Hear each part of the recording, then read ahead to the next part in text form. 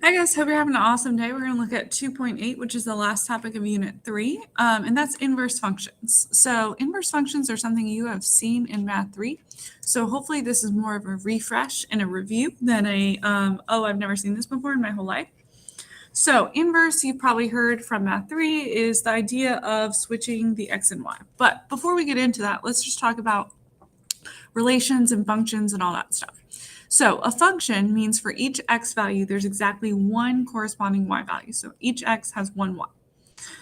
All right, so then, like I said, switching the x and y, the inverse would be yx. When the inverse is a function, we say that's a one-to-one function, meaning each x has one y, each y has one x. Okay? So if I'm looking at these here, okay, this one is a one-to-one function because each x has exactly one y. This one right here, each x has one y, but each y, for example, this y value of 4 has more than one x. So this would be a function, but not a one-to-one function.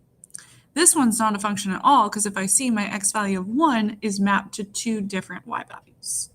Okay?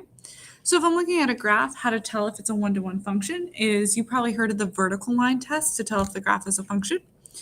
Meaning if I pass a vertical line through it and it doesn't hit more than one place at a time, then yes, it is a function. I can apply the same sort of idea with the horizontal line test. If the horizontal line can pass through and not hit more than one place at a time, then the inverse is a function. So properties of inverse functions, they are reflections over the line y equals x. You need to be familiar with the notation. It is that -1 as the exponent. That means that we're talking about the inverse of f of x. The domain of a function is equal to the range of the inverse function, and the range of the function is equal to the domain of the inverse. If we think about domain is x and range is y, so if I'm switching places, well, the domain becomes the range, the x becomes the y, and the range becomes the domain. The y becomes the x. So you can see this graph right here. This function identity is just the line y equals x and then the inverse. So all points would also be opposite. So for example, if I have the point 1, 3, on the inverse, I have the point 3, 1. Okay. All right, so let's look at kind of some examples here. Graphing an inverse function. Again, the easiest way to do this is to identify some points and then just plot their opposites. So if I have the point -3, -2, I would have the point -2, -3. I have the point 1, 0, so I'd have the point 0, 1. And let's do one more. 6, 1 would correspond to 1, 6. So it's going to look something like that. And you can hopefully visualize the symmetry there. Okay? So we sketched the inverse. That looks good. And yes, this function is one-to-one.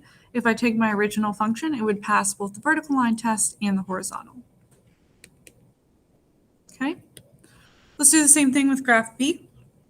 Okay, so if I have the point 0, -2, then -2, 0, 2, 2 would still be 2, 2.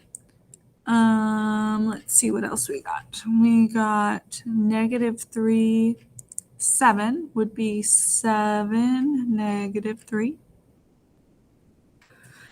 1, -1 would be -1, 1. So essentially I could plot some more points, but it's going to look something like that. It's going to kind of be that sideways parabola there. Okay, so no, this function is not one-to-one. How could I tell this? Two ways. If I look at the inverse would not pass the vertical line test, meaning the inverse is not a function. If you want to shortcut this, if I look at the original graph, that would fail the horizontal line test, which would make the inverse not a function as well. So you could look at the inverse graph, okay, see if that's a function. In this case, it's not, or I could look at the original and see if it passes the horizontal line test. All right, now to kind of go back to what we did last video as well. So in order to prove that something is an inverse, we can use a composition of functions and compose it with its inverse. If we get an output of x for both of them, then that means that they are inverse functions, okay? Meaning that when I undo the undoing, okay, you get out the identity value of y equals x. So let's do f of g of x. Okay, we're trying to show that these are inverses, so I'm going to take g of x and plug it in. 4 x minus 3 over 4 plus 3. Oops, not in parentheses. Oops. So if I were to simplify this, I could cancel out the 4. I would get x minus 3 plus 3, and that just gives me x, so that's good. And then g of f of x, I would get 4x plus 3 plugged in for x minus 3 over 4. I could cancel that.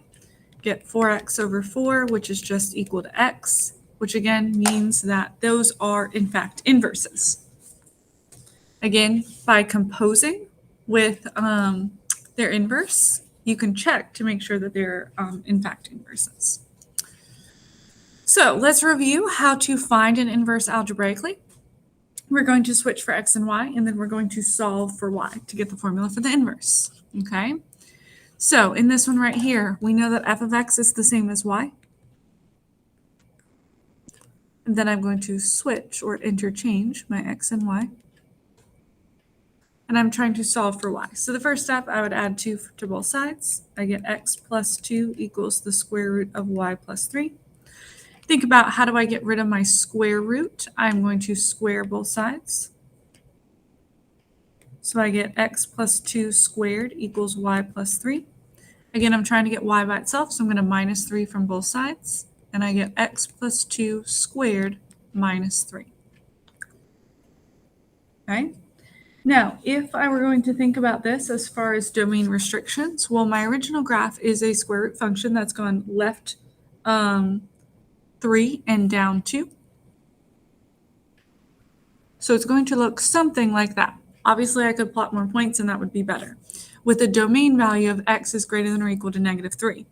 Well, we know that for inverses, okay, the domain becomes the range becomes the domain. We're not going to be able to graph an entire parabola because really the square root is just representing half of it, okay?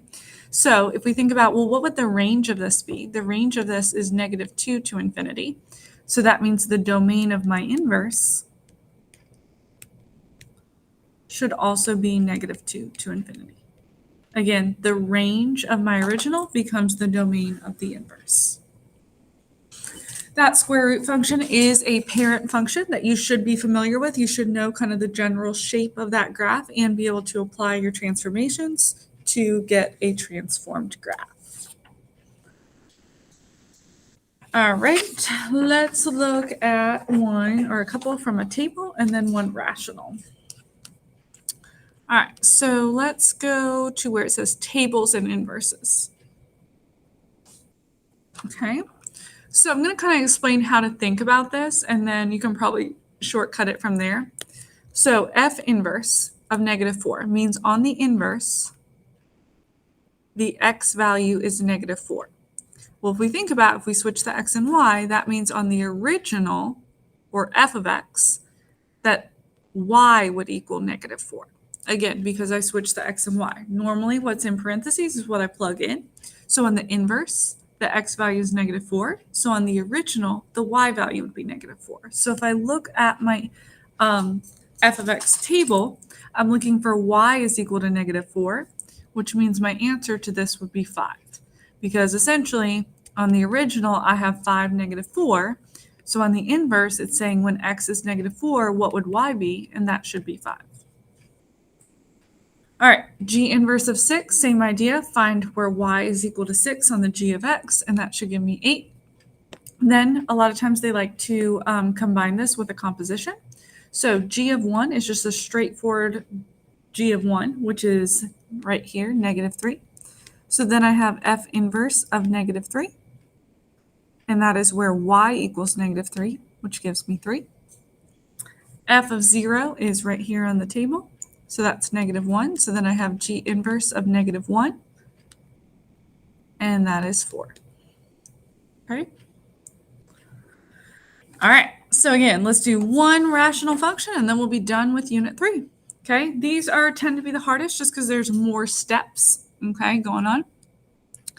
But it's the same exact process. So first thing I'm going to do is write out y equals 2x plus 3 over x plus 2, and then I'm going to switch the x and y.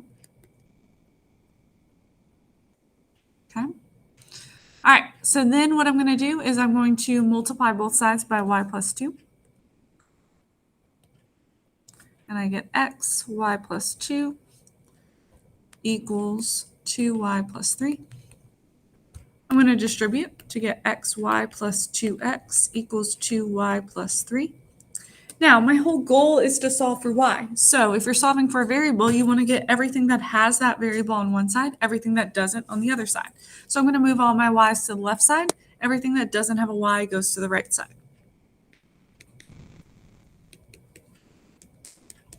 Again, all I did was subtract 2x to move it over to the right side and subtract 2y to move it over to the left side.